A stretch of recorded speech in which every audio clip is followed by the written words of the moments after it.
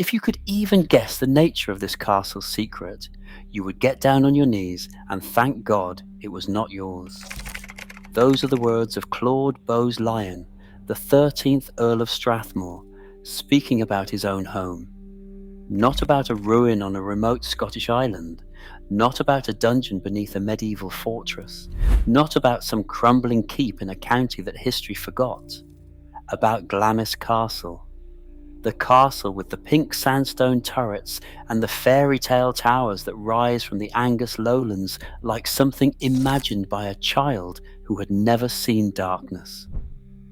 The castle set against the Grampian Mountains in a broad, fertile valley called Strathmore, surrounded by 14,000 acres of farmland, woodland and parkland where fallow deer have grazed for centuries. The childhood home of the Queen Mother, the birthplace of Princess Margaret, the castle that appears on the Scottish £10 note, the castle that William Shakespeare used as the setting for Macbeth, the most cursed play in the English language, a work so haunted by superstition that actors refuse to say its name inside a theatre and refer to it only as the Scottish play. This castle, the one with the guided tours and the Victorian kitchen tea room and the Highland cattle in the field and the gift shop selling shortbread and whiskey. This castle has a secret so terrible that for over a century only 3 people were permitted to know it at any one time. The Earl. His heir, told on his 21st birthday in a private meeting from which he emerged, by all accounts, a different man. And the factor, the estate manager, whose silence was purchased not with money, but with the terrible intimacy of shared knowledge. No one else. Not the Earl's wife, not his daughters, not his friends, not his servants, not the ministers who visited, not the guests who slept in bedrooms whose windows looked out onto the Angus Hills without knowing that somewhere behind the walls they were leaning against, something was being kept alive that the family wished the world to believe was dead. 3 men, sworn to silence, carrying a piece of knowledge so dark that it changed them. The 13th Earl's heir, the man who would become the grandfather of Elizabeth II, flatly refused to be told. He did not want to know. He did not want to carry what his father had carried. And so the secret, whatever it was, died with the men who held it. The castle is still standing. The room where the secret was kept is still somewhere inside it. No one alive knows where it is.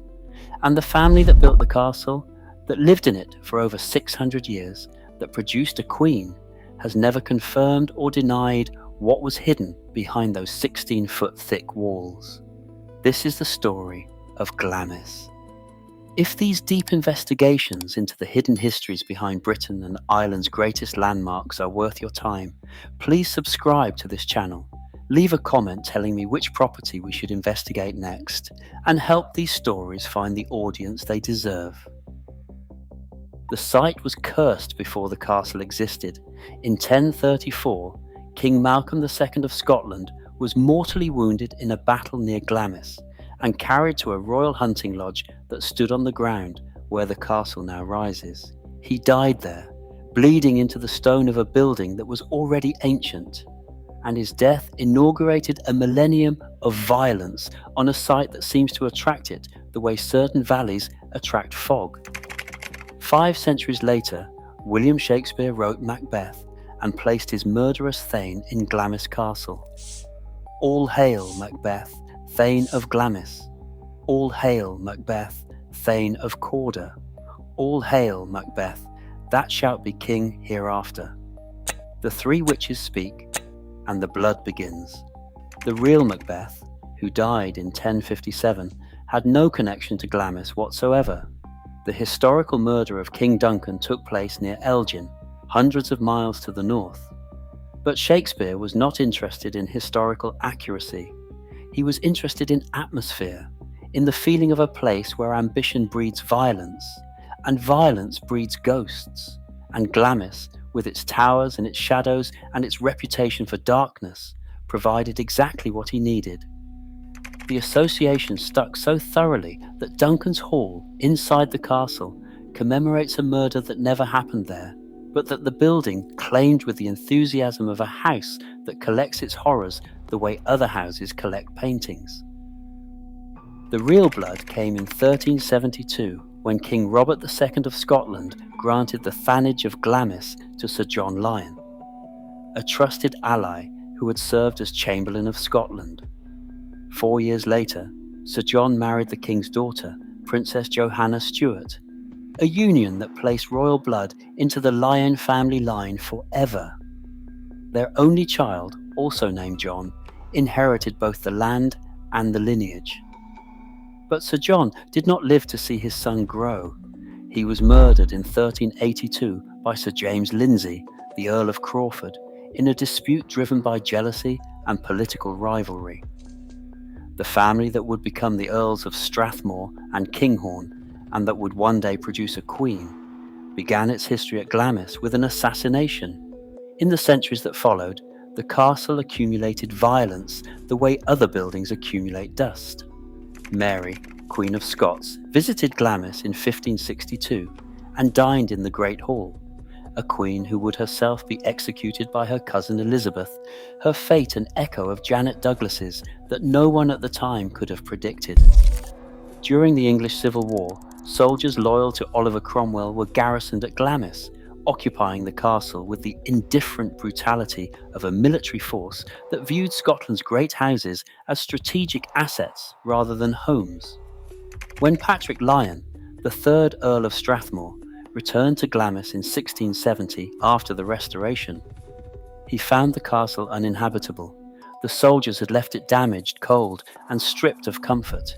He spent the next 19 years restoring it, creating the Baroque interiors and the gardens that visitors see today.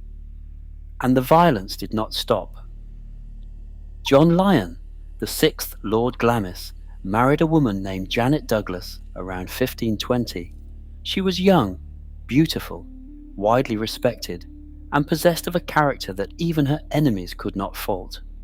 She was also the sister of Archibald Douglas, the 6th Earl of Angus. That last detail, that single fact of blood, was her death sentence. Archibald Douglas had been the stepfather of King James V of Scotland. When James was a child, Douglas had seized control of his court, imprisoned him, manipulated the governance of the country for his own benefit, and treated the boy king as a puppet to be paraded and ignored as it suited him. When James finally broke free of Douglas' influence in 1528 at the age of 16, his hatred for the entire clan was absolute, permanent, and indiscriminate.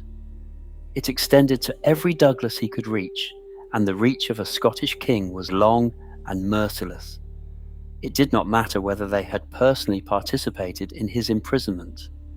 It did not matter whether they were guilty of anything beyond sharing a surname with the man who had caged a child king. James had also discovered, during his later occupation of Glamis, that Janet's sister Margaret Lyon had been born with physical deformities. He referred to her contemptuously as that thing residing in a locked room, and had her removed to a nunnery at North Berwick. The family's history with concealment and deformity did not begin with the monster. It began with a king who saw imperfection as something to be hidden, and a family that absorbed the lesson into its blood. The king wanted vengeance. Janet, married to a lion, living in a castle in Angus, the sister of the man who had humiliated him, was within reach. When Janet's husband, Lord Glamis, died in 1528, she was left without the protection of a powerful husband. She married again to Archibald Campbell of Skipness, and might have lived quietly for the rest of her days in a corner of Scotland that the king had no reason to visit. But James V was not a man who forgot, and he was not a man who forgave. In 1537, Janet was arrested and brought to Edinburgh Castle. She was charged with plotting to poison the king and with secretly communicating with her exiled brother. Some accounts add the charge of witchcraft, though Robert Pitcairn, who studied the trial documents in detail, found that at no point was she ever formally accused of sorcery. The confusion arose because she was burned at the stake, a punishment associated in popular memory with witchcraft, but which was also the standard penalty for treason and attempted murder of the sovereign. What is not disputed by any historian is what happened between her arrest and her death. James needed evidence. Janet's character was impeccable. Her reputation was beyond reproach. She was loved by the people of Angus. There was nothing to convict her on, so the king resorted to torture. Janet's servants were taken to the cellars of Edinburgh Castle and put on the rack, their bodies stretched to the point of agony until they produced the testimony the king required. Her friends and family members were subjected to the same treatment. Her 16-year-old son, John, the 7th Lord Glamis, a boy who had committed no crime and posed no threat to anyone, was tortured until he gave false evidence against his own mother. The confessions were assembled. The trial was held. Janet, nearly blind from her imprisonment in the dark dungeons, made an eloquent and dignified speech in her defense. It changed nothing. She was convicted. On the 17th of July, 1537, she was led from Edinburgh Castle to Castle Hill and burned alive at the stake. An eyewitness described her suffering with great commiseration. In the prime of her years of singular beauty, she endured those torments, and, though a woman, with manlike courage. Her son was forced to watch his mother burn. Her husband, Archibald Campbell, who had been imprisoned alongside her, tried to escape by climbing from the castle wall with a rope. The rope either broke or was too short, and he plunged to his death on the rocks below. 3 days before Janet's execution, John, Master of Forbes, whose wife was Janet's daughter Elizabeth, had also been put to death for conspiring against the crown. The king's vengeance was thorough. James V seized Glamis Castle and occupied it as a royal residence for the next 5 years, sitting in the rooms of the woman he had burned, sleeping in the chambers of the family he had destroyed. When James died in 1542, young John Lyon was finally pardoned and returned to Glamis. He found that everything of value had been stripped. The king, it seemed, had not merely wanted Janet dead, he had wanted every trace of her erased. He failed. Janet's ghost returned. The Grey Lady of Glamis, as she is known, has been reported in the castle chapel for centuries, a shimmering figure kneeling in silent prayer before the altar. A seat in the chapel is permanently reserved for her. No living person is permitted to sit in that chair. Tour guides point it out to visitors, and they note, with quiet pride, that in all the years they have been leading tours, no visitor has ever sat in it. Whether this is respect, superstition, or simple fear, the guides do not say. The chapel is not the only room in Glamis that carries the dead. There are at least 2 legends attached to a hidden chamber somewhere deep within the castle's oldest walls, and both involve betrayal of the most intimate and unforgivable kind. The first concerns Alexander Lindsay, the 4th, Earl of Crawford, known as Earl Beardy, a man remembered by history as cruel, violent, and addicted to both drink and gambling. The story goes that Earl Beardy was visiting Glamis one Sunday night and demanded a card game. His hosts refused because it was the Sabbath, and no God-fearing Scotsman would play cards on the Lord's Day. The servants refused. Every person in the castle refused. Earl Beardy flew into a drunken fury and declared that he would play cards until doomsday, or with the devil himself, whichever came first. At midnight, a stranger appeared at the castle door and was admitted. He sat down opposite Earl Beardy and the game began. The stranger, of course, was the devil. Earl Beardy lost his soul and was condemned to play cards in a sealed room inside the castle for all eternity. The room was bricked up. For centuries afterward, Guests at Glamis reported hearing the sounds of cursing and swearing and the slap of cards on a table echoing from somewhere behind the walls, and servants refused to enter certain corridors of the castle after dark. The spectre of Earl Beardy has been seen wandering the building at night, a bearded figure leaning over the beds of sleeping guests, staring down at them with what witnesses describe as evil intent. Children have woken in the small hours to find a dark shape standing over them, motionless, watching. The second legend is worse, because it may be true. In 1486, a group of members of the Ogilvy clan, fleeing a blood feud with their enemies the Lindsays, arrived at Glamis and begged Lord Glamis for sanctuary.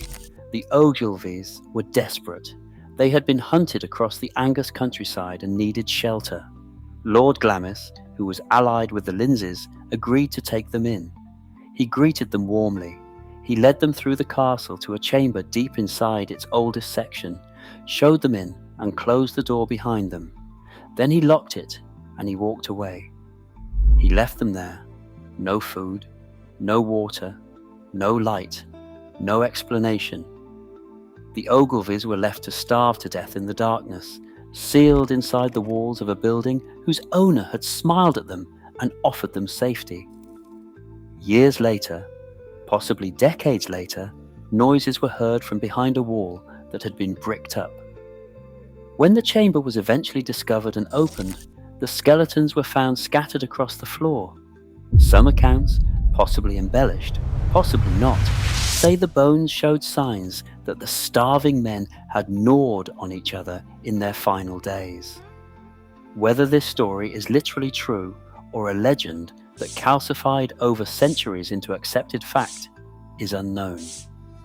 But the Ogilvy massacre was, for a long time, the primary explanation for the secret of Glamis. The hidden room did not contain a living creature.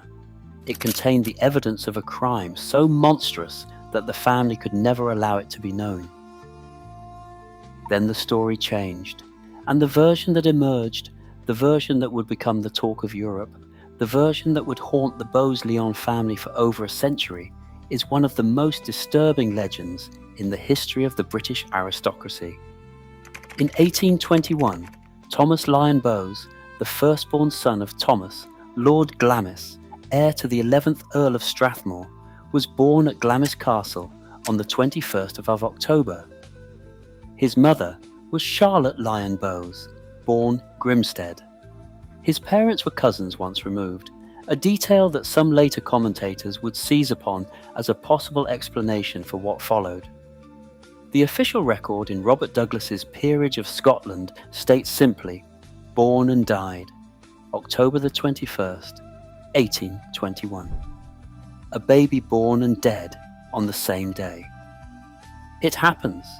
It happened often in the 19th century, when infant mortality was high and obstetric medicine was primitive, and the death of a newborn, while grievous, was not unusual. But the midwife who attended the birth told a different story. Her name is not recorded, which is itself significant, because it means that her testimony was suppressed, or at least never formally documented. She said the child was alive when she left. She said the boy was deformed, severely and visibly, but that he was breathing and that he was in good health. The deformity, whatever it was not fatal. The child would live, and then, a day or two later, his death was announced. No gravestone was ever placed. No record of burial has been found. No parish register entry has been discovered to confirm where or when the infant was interred. For a family of the Strathmore's wealth and status, the absence of a marked grave for a firstborn heir is extraordinary. The rumours began in the villages around Glamis almost immediately, spreading through the alehouses and the farmsteads and the servants' quarters of neighbouring estates, and from there into the drawing rooms of Edinburgh and London, and eventually across Europe. The child had not died. He had been hidden, born with deformities so extreme that his parents could not allow him to be seen, much less to inherit the earldom. He had been locked in a secret chamber somewhere inside the castle, fed and cared for by servants who were sworn to silence, denied the title that was rightfully his, denied the daylight, denied the company of other human beings, denied everything that a person is owed by the simple fact of having been born. He was allowed out at night, according to some accounts, to walk along the roof and the battlements for exercise, a creature glimpsed by moonlight on the parapet of a Scottish castle, a shape moving against the stars that the servants learned not to mention and the family pretended not to see. The descriptions that emerged over the following decades are consistent in their horror and their pity. James Wentworth Day, a writer who spent time at Glamis in the 1960s and spoke to members of the Bowes-Lyon family, recorded their description. His chest was an enormous barrel, hairy as a doormat. His head ran straight into his shoulders. His arms and legs were toy-like. He was, in every account, unmistakably human and unmistakably wrong. A creature fearful to behold, the family told Day. It was impossible to allow this deformed caricature of humanity to be seen, even by their friends. He became known as the Monster of Glamis. The secret was maintained with extraordinary discipline across multiple generations. Only 3 people were permitted to know of Thomas's existence at any one time: the Earl, his heir upon reaching his 21st birthday, and the estate manager. No one else. The initiation of the heir was said to be a solemn and devastating occasion, conducted in private. The young man emerged from the meeting visibly changed. One account describes the heirs as looking shell-shocked, as though they had been told something that rearranged their understanding of their own family and their own home. The weight of the knowledge pressed on them for the rest of their lives. Claude Bowes-Lyon, the 13th Earl, carried the secret for decades, and it marked him permanently. His famous warning about the nature of the secret was not theatrical showmanship. It was, by every account, a statement made in private to people he trusted, delivered with the flat sincerity of a man who meant every word. A party of house guests, intrigued by rumours that had circulated through European aristocratic circles for decades, once attempted to locate the hidden room by a method that was both clever and, in retrospect, revealing of their confidence that they would not be punished for trying. They hung towels from every window they could access in the castle, going room by room through the building, draping a white towel over each windowsill as a marker. Then they went outside, into the grounds, and looked up at the facade. Several windows had no towels. There were windows in the castle wall that corresponded to no room that any guest had been able to enter. They went back inside and searched for the rooms behind those bare windows. They could not find them. The walls of Glamis are 16 feet thick in the oldest sections. There is space inside them for passages, for chambers, for anything a family might wish to conceal. A workman who stumbled upon an unfamiliar passage deep in the oldest part of the building, and who claimed to have glimpsed something at the far end of a dark corridor, was swiftly and generously paid to emigrate to Australia. His silence was purchased with a new life on the other side of the world. An estate manager, after being informed of the purpose of the secret chamber during his initiation into the secret, refused ever to set foot in the castle again. He could not bear to work in a building that contained what he had been told it contained. The New York Times reported in 1882 that it is now believed that the mystery has been in part solved, and that the room contained some person who died a week or 2 ago at a very advanced age. If Thomas had been born in 1821 and died around 1880, he would have been nearly 60 years old, having spent his entire life in a room that no one was supposed to know existed. Other accounts place the death later, around 1904, which would have made Thomas over 80, an astonishingly long life for a man born with severe deformities in a century when medical care was primitive and life expectancy for the healthy was shorter than it is today. Around the time the 13th Earl died, the New York Tribune reported that Glamis Castle was to be let at a very high rent, and observed that the willingness of the new Earl to lease his ancestral home suggested that the celebrated mystery was at an end, and the necessity of keeping secret one or more chambers no longer existed. The 14th Earl may have been the last to know the truth.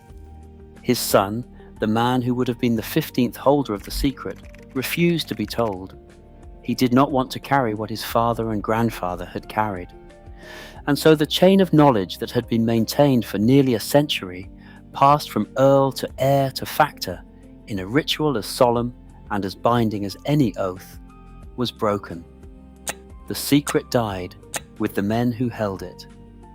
No one alive today knows where the room is or what it contained. Sir Walter Scott had spent the night at Glamis in 1790, decades before the monster legend took its fullest form. And even then he had felt the oppressive weight of the building's atmosphere. He wrote that as he heard door after door shut after his conductor had retired, he began to consider himself as too far from the living and somewhat too near to the dead. He was writing about a feeling. He did not know, could not have known, that the castle he was sleeping in may have contained somewhere behind its walls a human being who had been declared dead at birth and who would not actually die for another 90 years. The family that kept this secret, whatever its true nature, went on to produce a queen. The fortune that sustained them through the centuries came from an unlikely source. In 1767, John Lyon, the 9th Earl of Strathmore, married Mary Eleanor Bowes, the heiress to a vast coal mining fortune in County Durham. Mary Eleanor was one of the wealthiest women in England, and the marriage transformed the family's finances overnight. The Lyon family became the Bowes-Lyon family, adding her surname to their own as a condition of the inheritance, and the coal money funded improvements to the castle, the grounds, and the estate that the agricultural income of Angus could never have provided. But Mary Eleanor's life was not a happy one. After the 9th Earl's death, she married a man named Andrew Robinson Stoney, who subjected her to years of physical and psychological abuse, so severe that she eventually took the extraordinary step of suing for divorce. The case, which became a public sensation, was one of the earliest instances of a woman in Britain successfully seeking legal protection from a violent husband. Her story has been largely forgotten, but her money sustained Glamis for generations. In 1900, Lady Elizabeth Angela Marguerite Bowes-Lyon was born, the youngest daughter of Claude Bowes-Lyon, the 14th Earl of Strathmore, and his wife Cecilia. Elizabeth was the 9th of 10 children, and she and her younger brother David were inseparable. The two youngest in a large and affectionate family, nicknamed by their mother the two Benjamins.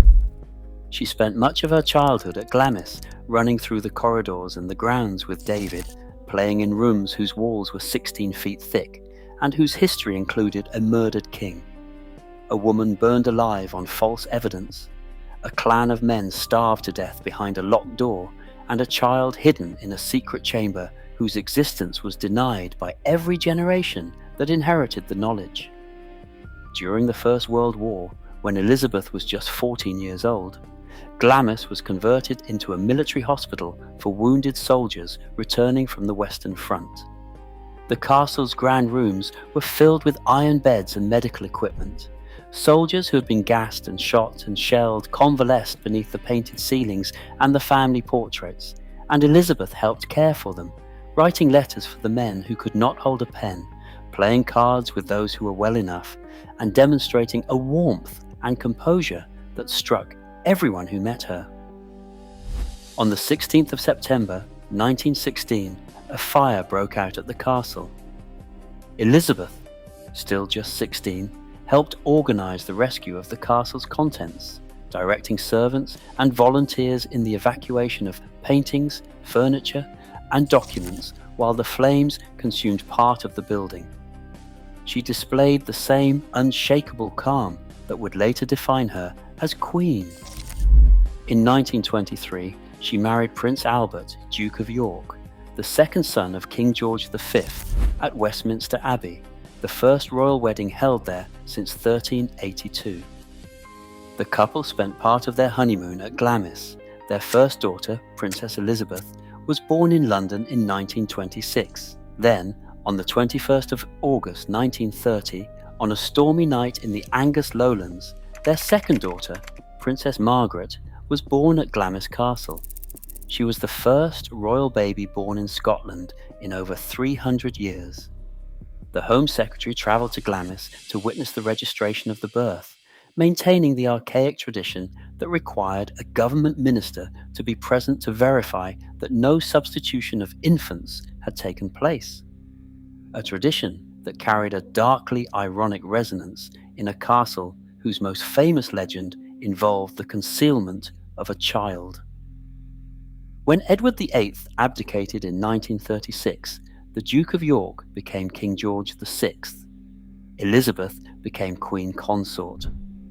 And Glamis Castle, the building that housed every variety of secret that a family can possess, became the childhood home of the grandmother of Elizabeth II. The castle is still owned by the Bowes-Lyon family. Simon Bowes-Lyon, the 19th Earl of Strathmore, succeeded to the earldom in 2016. The estate covers 14,000 acres. The tours run daily from spring to autumn. The guides lead visitors through the drawing room and the chapel and Duncan's Hall, past the suites of armour and the family portraits that line the walls like a genealogy painted in oil. They point to the Grey Lady's chair in the chapel and tell the story of Janet Douglas and the king who burned her. They tell the story of Earl Beardy and his eternal card game. They describe the Ogilvies who were locked in a chamber and left to starve. They tell the story of the monster, the hidden heir, the deformed child who lived in darkness for decades while his younger brothers inherited the title and the castle and the life that should have been his. And when visitors, their curiosity sharpened by an hour of darkness, ask the question that every visitor asks, "Where is the secret room?" the guides smile politely and say they do not know. They may be telling the truth. They may not. Because the room, wherever it is still there. The walls of Glamis are 16 feet thick in the oldest parts of the building. There is space inside them for anything. A nobleman condemned to play cards with the devil until the end of the time. A room full of skeletons from a clan betrayed 500 years ago. A child who was never allowed to die in public and never allowed to live in daylight. The castle does not tell you which story is true. It holds them all, stacked behind stone and silence, layered like sediment, each century adding its own darkness to the one beneath. And it invites you, as it has invited visitors for centuries, to stand inside it and wonder. What do you hide in a room that no one is allowed to enter? And what does it say about a nation, about an aristocracy, about the institution of family itself, that the castle which kept the darkest secret in Scottish history went on to produce a queen who smiled at the cameras and waved from the balcony of Buckingham Palace, and never, in 101 years of public life, let anyone see what she had grown up beside. If this story challenged you, surprised you, or made you look at a fairy tale castle differently, please like this video, subscribe to the channel, and leave a comment telling me which castle, estate, or hidden history we should investigate next. There are hundreds of these stories waiting to be told. Every one of them is hiding something beneath the surface.